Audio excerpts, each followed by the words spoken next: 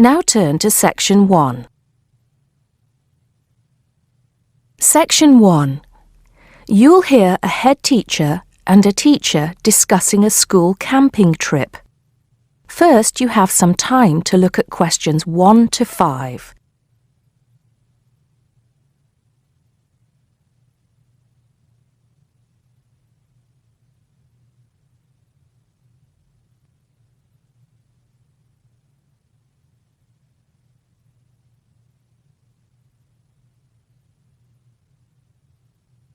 You'll see that there is an example which has been done for you. On this occasion only, the conversation relating to this will be played first. Good morning, Mr. Thompson. Can I speak to you for a moment? Of course, Jamie. Come in. Have a seat. I've just finished looking through the reports for this term. It looks like the pupils are doing very well. Mr. Thompson says he's just finished looking through the reports, so B has been circled. Now we shall begin. You should answer the questions as you listen because you will not hear the recording a second time. Listen carefully and answer questions 1 to 5. Good morning, Mr. Thompson. Can I speak to you for a moment? Of course, Jamie. Come in. Have a seat. I've just finished looking through the reports for this term. It looks like the pupils are doing very well. Yes, I think they are. It's all going fine. So, Jamie, what's on your mind? Well, I've been thinking about next month's camping trip, the one for Year 10. Yes, we've got it scheduled for the 23rd to the 26th, if I'm not mistaken. Actually, I think it's the 24th to the 27th. Let's just check. Oh, right. Yes, you're right. So... Well, I've been thinking about how we might possibly make this year's event even better than last year's. Not that last year's wasn't great, but... Suggestions for improvement are always welcome, Jamie. So, what have you been thinking about? Well, to tell the truth, I wasn't completely happy with the camp we used last year. It was rather small, and I didn't feel that the grounds were particularly well kept. Go on. I did some searching, and I think I found the perfect spot. It's called Shepton Meadows, and... Is that the campsite in the Lake District? No, actually it's just outside Carlisle. It's a huge site, and it's on a lovely lake, Lake Brant, I believe it's called. Half the site is forested, and the rest, the actual camping area, is grassy. For kids that rarely get to see anything more than concrete, it's ideal. And the facilities are amazing. There's a basketball court, a large pool, and a football pitch. There are well-marked trails through the forest for hiking, and the lake is there for swimming and other water sports. I believe there's even a lifeguard service. That sounds like it might suit our purposes perfectly. Did you happen to find out about availability and cost? Yes, as a matter of fact, I did. I called them yesterday evening, and there are plenty of spots available. And because we're a non-profit organisation, they said they would give me a reduction in the price. If I remember correctly, we paid £5 a head last year. Yes, per night, right? Yes, each child paid £10 for the 2 nights. Well, at this campsite, it's only £4 per night. And they told me that if we had over 50 children, which we do, they could give us a further 10% off. That's very reasonable, isn't it? Well, from what you've told me, I think we should probably go ahead and book. Excellent. I'm sure the children will love it. I'm sure they will. Before you hear the rest of the conversation, you have some time to look at questions 6 to 10.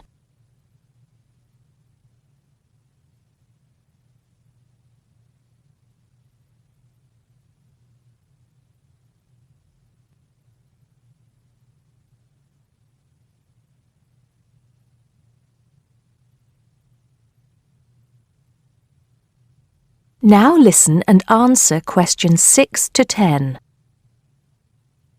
Now, Jamie, have you given any thought to an itinerary by any chance? As a matter of fact, I have.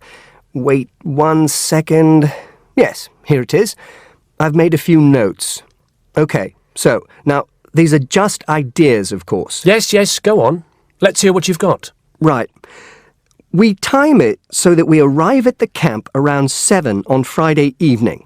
It'll still be light then, and we'll have plenty of time to set up camp and get ourselves settled in. At 8, we could have a barbecue, hamburgers and hot dogs, something that's nice and easy to prepare. And that children love. Yes. Then, lights out would be at 9:30, so the children will get a good night's sleep and be up bright and early at 7 on Saturday morning. Breakfast would be at 7:30, an hour's hiking from 8 till 9, and then a couple of hours at the lake. That would take us up to 11. I think that an hour of free time would then be in order. Let them have a chance to explore a bit on their own, Yes, great idea. And then? Let's see, a picnic lunch at 12, and then sports in the afternoon till 4. Another swim until 5, and then supper. After clean-up, around 6:30, we could have a talk-back session, where the children get a chance to discuss their day and anything else they might have on their minds. Then a campfire and sing-along at 8, back to the tents at 9:30, and, well, that takes care of Saturday. Excellent. That would certainly keep them busy. What about Sunday? Sunday, right. As on Saturday, same wake-up and breakfast times, and then I thought we could go on a bit of a day trip. There are some caves about an hour's walk from the camp, which I thought the children might find interesting. We could leave at 8, which would mean we'd get to the caves at 9. They could explore for a couple of hours, and we'd head back at 11. 12 o'clock would see us back at the meadows. An hour's swim, and then lunch at 1. Then we could have organized games in the afternoon until supper at 5. It would take us an hour to clean up our sites and pack up. We'd be on the buses at 6 and all set to head back into the city. Well now, you've certainly put a lot of thought into this, Jamie, and it's paid off. I think it sounds wonderful. I can't think of a thing that needs to be changed. Let's go for it. Brilliant. I'll get the itinerary printed up and put it up on the notice board this afternoon. That is the end of section 1. You now have half a minute to check your answers.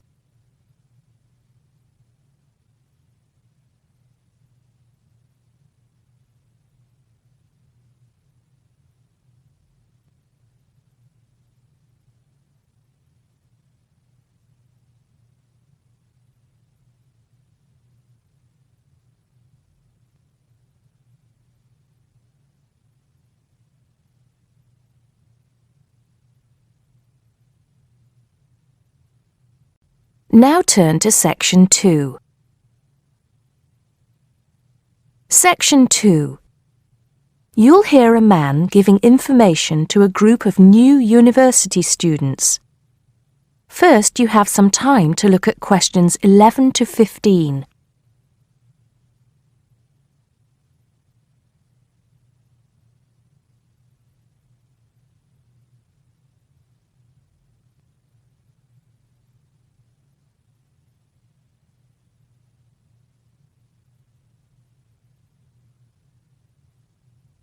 Now listen carefully and answer questions 11 to 15. Good morning, University of Radstock students, and thank you for coming out today.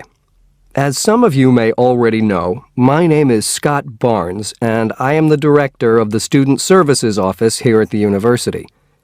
I'm here today to give you some information about what Student Services has to offer you.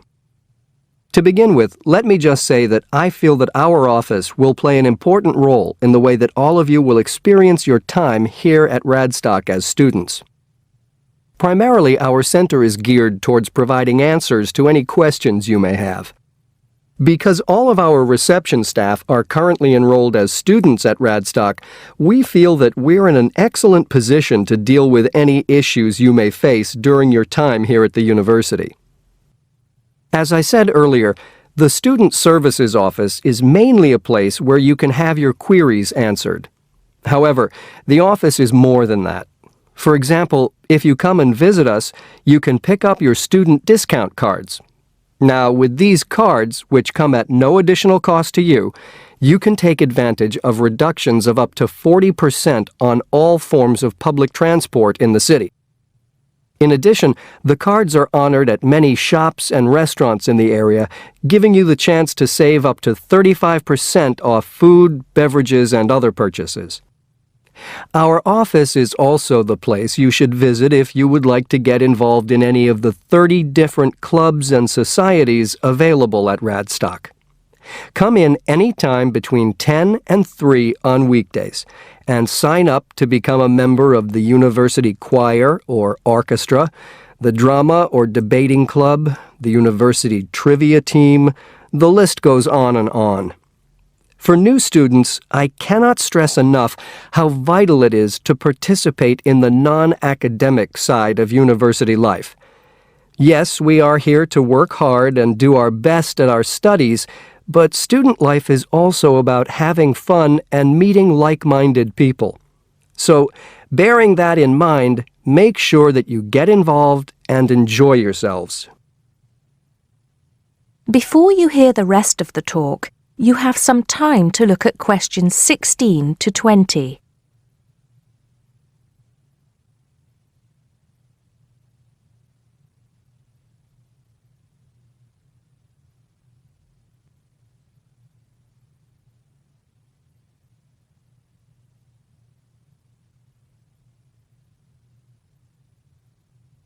Now listen and answer questions 16 to 20.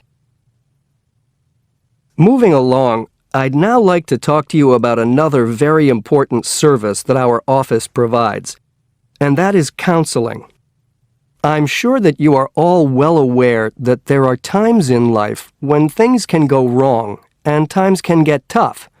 We all have to endure difficult experiences, and these difficulties can be emotional or physical. Whatever the case may be, talking with an experienced counselor can help you through the trying times. The counseling service here at Radstock is staffed by counselors who are qualified to help you deal with problems ranging from homesickness and loneliness to eating difficulties and life changes. To see a counselor, we recommend that you first visit our drop-in center. We run drop-in sessions on a daily basis from 9:30 a.m. to 2:30 p.m. And to reserve one of these sessions, you can telephone the counseling service on 121-5648-3907 on the day you wish to visit. Or, if you prefer, you can come into the Student Services office anytime after 8:30 a.m. and complete a booking form. If it should happen that you need to cancel your appointment for the drop-in session, we would request that you contact the counseling service as soon as possible to let them know. Drop-in sessions can be as short as 20 minutes, but it's more usual for them to take about 45 minutes. During that time, you will be asked some questions to clarify your situation, and a decision will be made as to what further action, if any, should be taken. After your session, several things may happen. Firstly, you may be referred to one of the university's counselors for further counseling, which normally consists of another 8 sessions. Secondly, you may be asked to visit another source of help within the university. Or finally, you may be referred to an external organization. Whatever course of action might be taken, you may rest assured that what goes on in these sessions is treated in strict confidence. I'd also like to mention that the counseling service runs numerous workshops on the campus every year. The focus of these workshops tends to be on personal development, and past topics have included motivation, self-identity, and impression management. There is no fee charged for these workshops, and if you require more information, feel free to contact us at stuser@acadia.co.uk. That is the end of section 2. You now have half a minute to check your answers.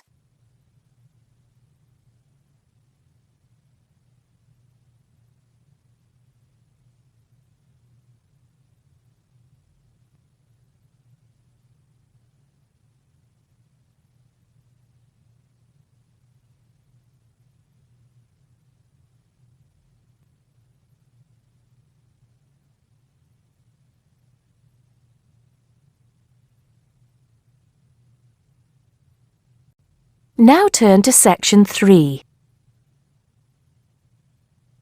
Section 3. You'll hear a tutor and a student talking about the history of the scientific method. First, you have some time to look at questions 21 to 25.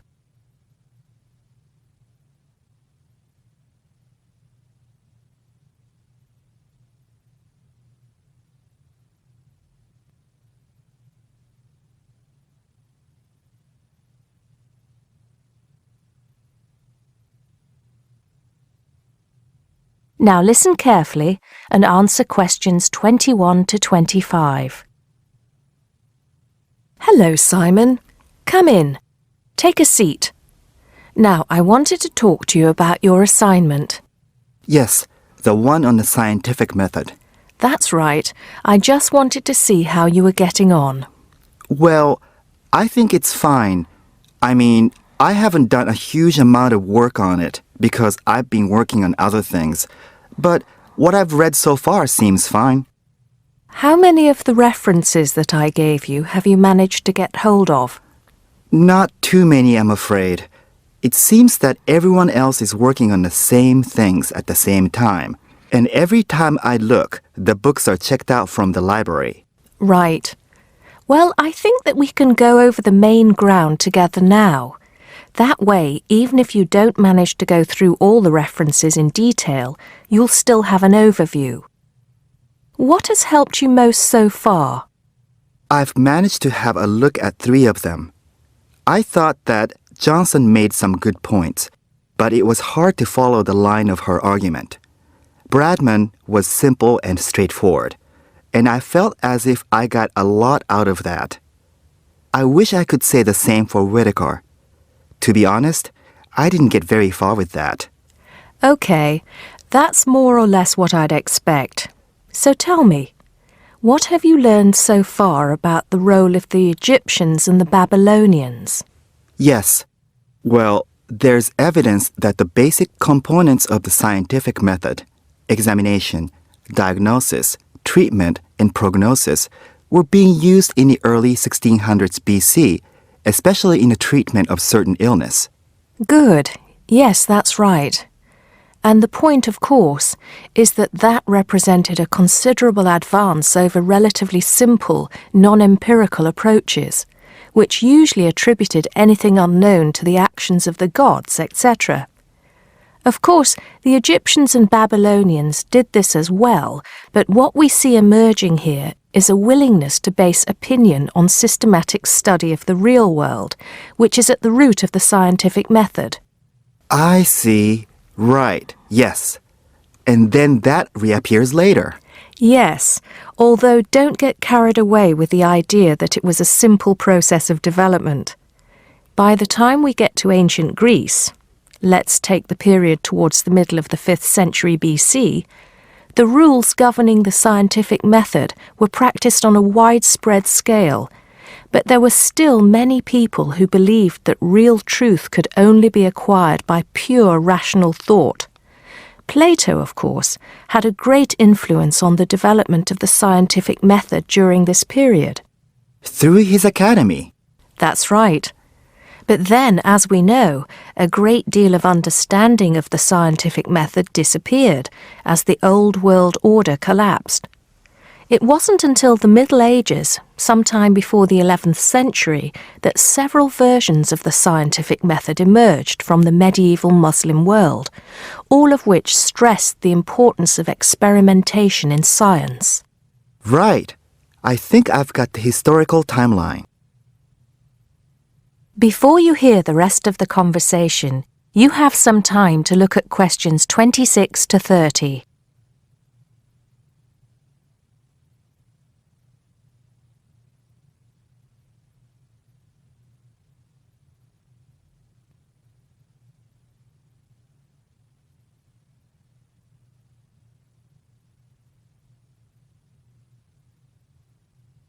Now listen and answer questions 26 to 30.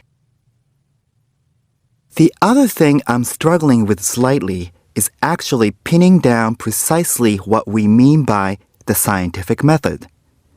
I wonder if you could give me some pointers on that. Sure. Well, it's best to think of the scientific method as a series of steps in a process which allows us to find answers to questions about the world around us. So the first step is to identify the problem. What is it that you want to know or explain? And then I think the next step is designing an experiment. But you can't design an experiment unless you know what you want your experiment to tell you. Oh, yes. You need to form a hypothesis to be tested before you design the experiment. So there's a very clear relationship between hypothesis and experiment. Having designed the experiment, then of course you go on to carry out the experiment. The particular procedure you follow, the protocol, will differ from experiment to experiment, but the underlying principle is the same. You analyze the data from the experiment in order to confirm or disprove your hypothesis. Assuming the experiment is accurate. Oh yes, if there's anything unusual about the data, or if the results are at all surprising, then you need to ask yourself whether the experiment could be flawed and whether the data could be unreliable. If the answer is yes, then it may be necessary to modify the experiment and go through the process again. So, once you have reliable, valid results, Then the final step is to communicate them. The wider scientific community needs to know about the results, and publication in journals is the accepted way. okay, I think I've got the basics. It's going to get more complicated as we begin to look at some people who have criticized the scientific method. So you need to make sure that you understand things up to this point.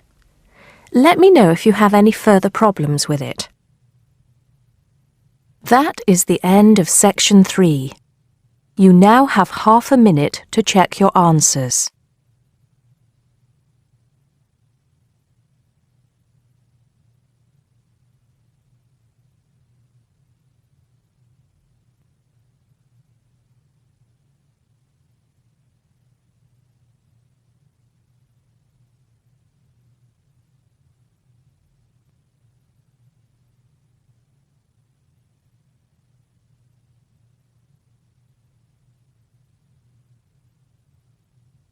Now turn to section 4. Section 4. You'll hear a teacher talking about several British art galleries. First, you have some time to look at questions 31 to 33.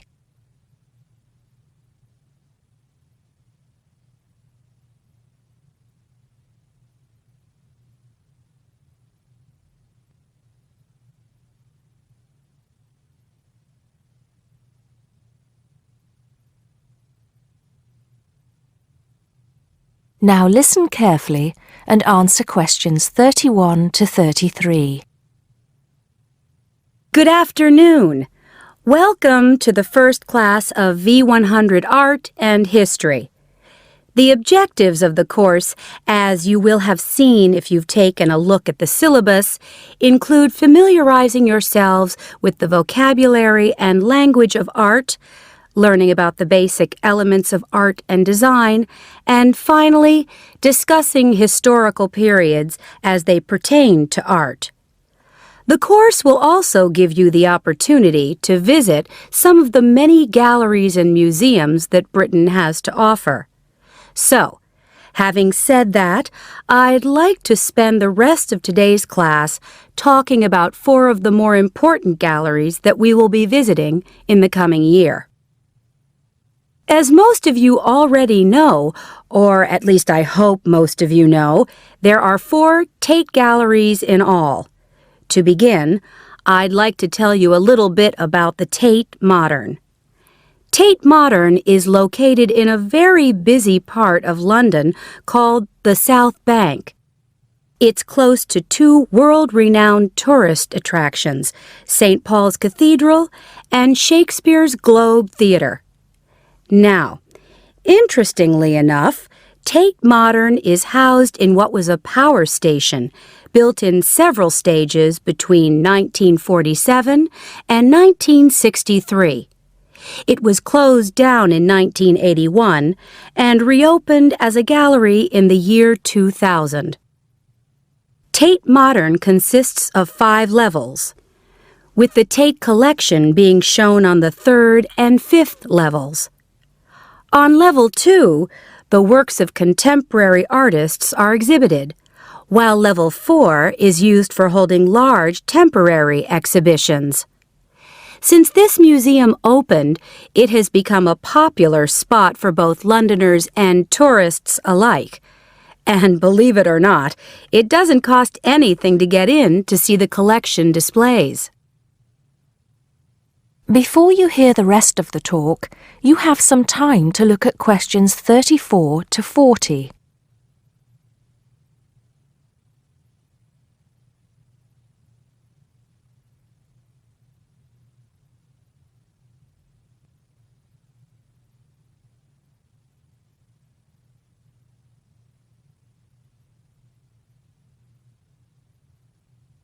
Now listen and answer questions 34 to 40. Now, the second gallery I'd like to talk about is Tate St. Ives, which is in Cornwall.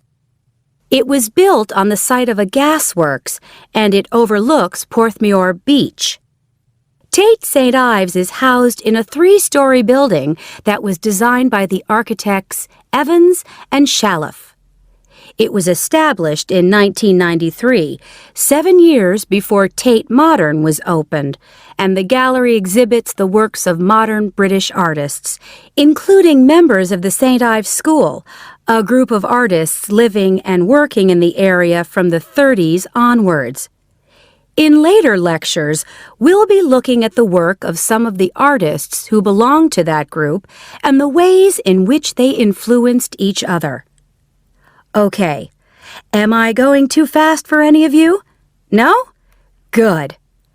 Next, I want to talk about Tate Britain, which is a gorgeous gallery situated right in the heart of Westminster. Tate Britain was the first of the 4 Tate galleries to open, and it was established in 1897. It was built on the site of an old prison, and when it first opened its doors, it was called the National Gallery of British Art. Later, it became known as the Tate Gallery, after the man who founded it, Sir Henry Tate.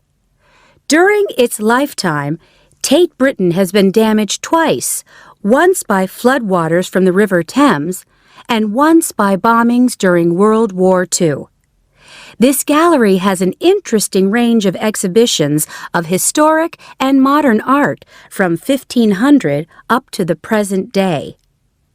Now, the last gallery I'd like to tell you about is called Tate Liverpool. It's not hard to figure out where this gallery is located, is it? It was opened in 1988 to exhibit displays from the Tate collection, and it also has a program of temporary exhibitions. Tate Liverpool is housed in what was once a warehouse, and for some years it was one of the biggest galleries of modern and contemporary art in the UK. Well, that's a brief overview of just a few of the galleries we'll be visiting. I'd like now to look in a little more detail at what you can expect to see in each of these galleries, starting with Tate Britain. That is the end of section 4. You now have half a minute to check your answers.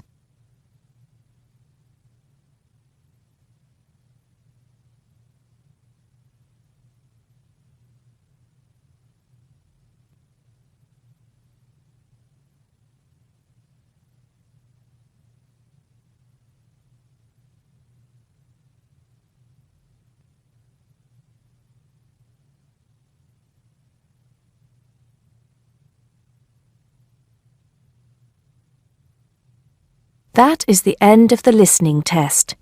You now have 10 minutes to transfer your answers to the listening answer sheet.